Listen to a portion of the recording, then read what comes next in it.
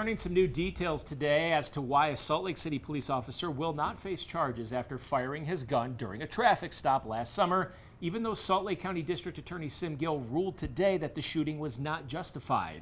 Brian Will is live where it all unfolded on 5600 West and 700 South. Brian.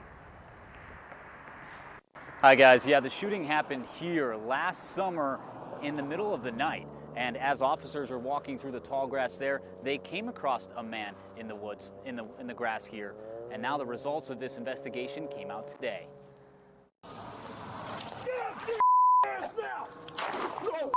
More than 8 months after Officer Mitchell Bailey with the Salt Lake City Police Department shot an unarmed man's hand, District Attorney Gill announced their findings. I cannot justify this use of force because he cannot articulate that his life was in danger. Gill went on to say, had an average person done what Officer Bailey did, they would have faced felony charges, including discharging a firearm and reckless endangerment.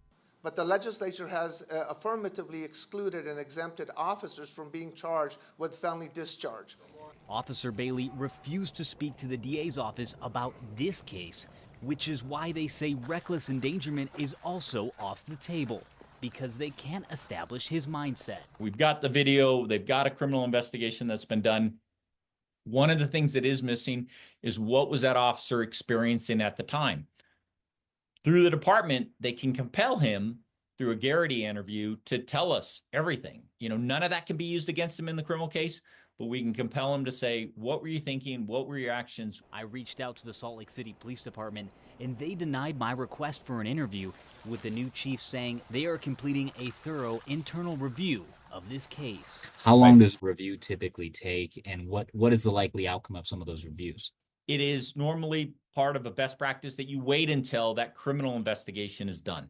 Once that is done, then we get the opportunity to do an administrative investigation, see if our policies were violated. And then the question becomes, is this something that we're going to discipline the officer or, separate from, the department, or is it something that we can retrain? Now, the man that was shot never ended up facing any charges, and the Salt Lake City Police Department hasn't given a timeline on how long this review could take, and tonight that officer remains on the force. Reporting live in Salt Lake City, Brian Will, KUTV 2 News.